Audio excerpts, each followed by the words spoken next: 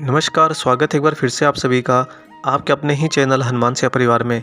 आशा करते हैं प्रभु श्री हनुमान जी और परम पूज्य बाबा नीम करोली महाराज जी आप सभी भक्तों पर असीम कृपा सदैव बनाए रखें।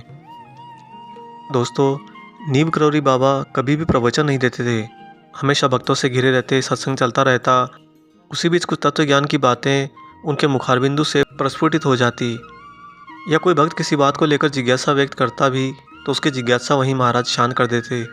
ऐसे बाबा कभी प्रत्यक्ष और कभी अप्रत्यक्ष रूप से तत्व ज्ञान की बातें भी कह देते, जिससे उनके भक्त संतुष्ट हो जाते और उसी के प्रकाश में अपने जीवन का कार्य व्यापार संचालित करते, अपना जीवन सफल बनाते। साथ ही उनकी आध्यात्मिक जिज्ञासा भी बाबा के सानिध्य में शांत होती और उनके भीतर एक नया ही आध्यात्मिक संसार जन्म ले लेता। वे सभी महाराज जी के चरणों में नतमस्तक होते, जिससे उनके अंदर भक्ति भाव का हमेशा संचार होता रहता। ऐसे हैं परम दयालु परम कृपालु बाबा नीम करोली महाराज जी। साथ ही महाराज जी सभी विषयों पर आधिकारिक रूप से बात करते और सभी प्रश्नों को उत्तर भी देते, चाहे विषय विज्ञान, मनुष्य से लेकर चंद्रमा अभियान से संबंधित ही हो सकता था। बाबा बिल्कुल दर्पण के समान थे। अगर कभी ऐसा होता कि भक्त के द्वारा जो बात हो चुकी होती उसी पर यदि दोबारा बात करने की कोशिश हो तो महाराज जी मुस्कुराकर कहते कि हमें सब याद रहता है। वे सलाह देते कि प्रत्येक में ईश्वर को देखो, व्यक्तिगत मतभेदों व कर्म के आधार पर शिक्षा देना यह धोखा मात्र है। अधिक आग्रह करने पर बाबा अपने व्यवहार के विषय में स्पष्ट रूप से बताते। एक बार एक भक्त इस बात के लिए महाराज जी से झगड़ रहा था कि वे ऐसे सांसारिक लोगों को भी अपनी फ़ोटो दे देते हैं जो उसकी परवाह ही नहीं करते जीवन में। महाराज जी ने कहा कि तू हमें नहीं जानता। यदि हम किसी व्यक्ति से कह देते हैं कि वह बड़ा भक्त है तो इससे उसमें हम बीज बो देते हैं ताकि वह आने वाले समय में भक्ति मार्ग पर बढ़ सके। यदि किसी भक्त में पहले से ही यह बीज पड़ा हो और वह बढ़ रहा हो तो उसमें फिर दूसरा क्यों बोएं। बाबा की ये गूढ़ बातें हमेशा उनके भक्तों के प्रति प्रेम को दिखाती और उनके करुणा भाव को भी छलकाती। तब उस भक्त ने यह भी कहा कि बाबा, आप इन शराबियों, झूठों, डकैतों से ये कह रहे हैं कि ये सच्चे भक्त हैं, ये अपने घर जाकर अपने पुराने आचरण को ही करेंगे।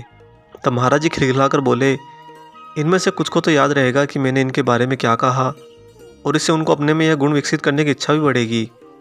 यदि 100 में से 10 भी इस प्रकार की प्रेरणा लेंगे तो ये बहुत बढ़िया बात होगी। यहाँ बाबा महाराज जी ने दिखाया कि हर मनुष्य के अंदर जो चेतना रहती है वह सुप्त अवस्था में रहती है और उसे अगर गुरु का प्रकाश मिल जाए तो उसमें सत्य रूपी ज्ञान का पौधा फूट उठता है, जो आगे जाकर एक विशाल वृक्ष बनता है और उसी वृक्ष के तले उस मानव का जीवन कल्याण में हो पाता है। बहुत से भक्तों को यह भी जिज्ञासा हमेशा रहती है कि अगर हम महाराज जी की साधना करते हैं, उन्हें ध्याते हैं, उन्हें पूजते हैं और हमारा जीवन वैसे ही संपन्न है तो हमें अब आवश्यकता है परम ज्ञान की, तो क्यों नहीं बाबा महाराज हमें अपना परम ज्ञान देते। यहाँ पर आज आपको एक ऐसी घटना सुनाएंगे जहाँ पर महाराज जी ने इस बात का खंडन किया और बाबा महाराज जी ने बताया कि महाराज जी क्यों नहीं मनुष्यों को उपदेश देते या ज्ञान देते। दोस्तों, आपको वीडियो अच्छा लगता है तो वीडियो को लाइक ज़रूर किया कीजिए और ज़्यादा से ज़्यादा इस वीडियो को शेयर किया कीजिए। आप लोगों का एक एक शेयर हमारे लिए महत्वपूर्ण होता है, क्योंकि जितने ज़्यादा लोगों तक आप पहुँचाते हैं उतने ही ज़्यादा लोगों तक बाबा महाराज जी के कथा प्रसाद पहुँचने का आप भी कारण बनते हैं। और जो लोग चैनल पर नए हैं, आप उस लाल बटन को दबाकर चैनल को सब्सक्राइब अभी कर लीजिए, साथ ही बेल आइकन को ऑन कर लीजिए ताकि आने वाले सारे नए वीडियो आप तक सर्वप्रथम पहुंच सकें। आइए ले चलते हैं दोस्तों उस अद्भुत घटना पर। एक दिन महाराज जी नित्य क्रम की तरह कैंची धाम में अपने तखत पर विराजमान थे और उस दिन गिने चुने भक्त ही महाराज जी के निकट बैठे थे, क्योंकि जो भक्त आते थे वह सब प्रसाद लेते और चले जाते। बाबा महाराज जी के लिए ये भी कहा जाता है कि महाराज जी कभी किसी को उपदेश नहीं देते। वस्तुतः ज्ञान रूपी उपदेश तो उनकी सरल बातों में ही दिया जाता था, जो समय समय पर निर्देश के रूप में भक्तों को मिलता रहता, जो कि महज पथ प्रदर्शन होता था, क्योंकि चलना तो भक्त के ही हाथ में होता है। यही आत्मा के अस्तित्व के बारे में निरंतर स्मरण होता रहता और जो हमें संसार में दिखाई देता है वह ऐसा नहीं है जैसा हमें लगता है। किसी ज्ञानी भक्त ने महाराज जी के लिए एक बात कही थी, एक ऐसे प्राणी को जो संसार में रहता है पर लिप्त नहीं है, उसे देखना, सुनना, उसके बारे में जानना, उसका सानिध्य पाना, ये सब उपदेश से भी बढ़कर है और यह उसकी विशेष कृपा ही होती है। उस दिन जब महाराज जी के इर्द गिर्द भक्त लोग बैठे थे तभी एक भक्त ने महाराज जी से उपदेश और शिक्षा देने का बार बार आग्रह किया, पर महाराज जी बिल्कुल चुप रहे। उसने फिर से कहा कि कभी कभी हमारे प्रश्नों का उत्तर तो दे दीजिए और हमें भी कुछ सिखला दीजिए। फिर भी महाराज जी कुछ नहीं बोले। जब उस आदमी ने अपनी बात फिर से दोहराई तो महाराज जी खिन्न हो गए और कहा, उपदेश क्या होते हैं, क्या है ये सब, शिक्षा होती क्या है, ये सब बेवकूफ़ों की बातें हैं। और फिर बाबा ने वहाँ उपस्थित सभी लोगों से पूछा कि कल का दिन कैसे बिताओगे तुम लोग। हर व्यक्ति ने एक जैसा ही उत्तर दिया कि हमेशा की तरह वह काम पर जाएगा और रोज़मर्रा की तरह दिन व्यतीत करेगा। तब महाराज जी ने कहा कि इतने सारे लोग यहाँ पर हैं और कल ये वही करेंगे जो उन्हें करना है, और इसके लिए तो उन्होंने यहाँ आने से पहले से ही सोच रखा है। ऐसे में फिर इनके जीवन में कोई खास उपदेश देने का महत्व क्या है, क्योंकि तुम जैसा चाहते हो वैसा ही करोगे, फिर उपदेश होते क्या हैं। किसी पर किसी चीज़ को थोपने से कोई लाभ नहीं होता। हम चाहे कुछ भी कहें, तुम वही करोगे जो चाहते हो। फिर भी तुम हमसे कुछ आदेश देने को कहते हो। इन उपदेशों का कोई मायने नहीं है। लोगों को शिक्षा देना व्यर्थ है, क्योंकि ईश्वर ही हर एक को शिक्षा देता है। वे सब अच्छी तरह से सीख कर ही आते हैं। केवल एक ही सर्वोच्च शिक्षक है और उसने हर एक को सिखाया है। और जो अपने आप को यहाँ पर शिक्षक जताता है, वह केवल अपने अहंकार की तृप्ति के लिए ऐसा करता है। बाबा महाराज जी ने यहाँ स्पष्ट कर दिया कि सबका आधार ईश्वर ही है और ईश्वर से परे कुछ भी नहीं है।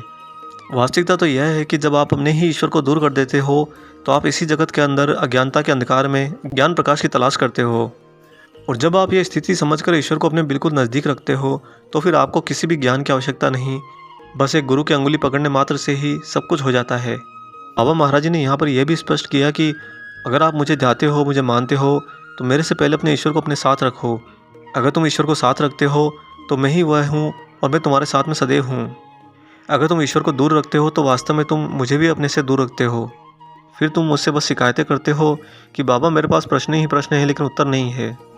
जीवन के अंदर उठने वाले सारे प्रश्नों के उत्तर आपको महाराज जी के श्री चरणों में मिल जाएंगे। बाबा महाराज जी का आप सानिध्य प्राप्त कीजिए और उनके प्रति अपनी दृढ़ता बनाइए।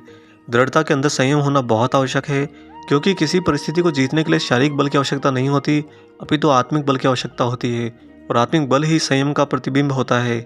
जितना ज़्यादा आप में संयम होगा अपनी दृढ़ता के प्रति, उतना आपका आत्मबल बढ़ेगा। जितना आत्मबल बढ़ेगा, उतना ही आप ईश्वर के बहुत नज़दीक होते जाएंगे और आपके जीवन के सारे घटनाक्रम स्वतः घटते जाएंगे। आशा करते हैं दोस्तों आपको आज का ये प्रकाश में वीडियो पसंद आया होगा।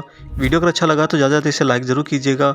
और जो लोग चैनल पर नए हैं, सब्सक्राइब नहीं किया है, सब्सक्राइब करके अवश्य जानना। मिलेंगे बहुत जल्दी एक और ऐसे शुभ अंक के साथ। तब तक अपना और अपने माता पिता का बहुत अच्छे से ख्याल रखिए और परम प्रभु श्री राम जी का निरंतर गुणगान करते हुए बाबा हनुमान और बाबा नीम करोली महाराज जी की निस्वार्थ होकर सेवा करते रहिए। जय सिया राम।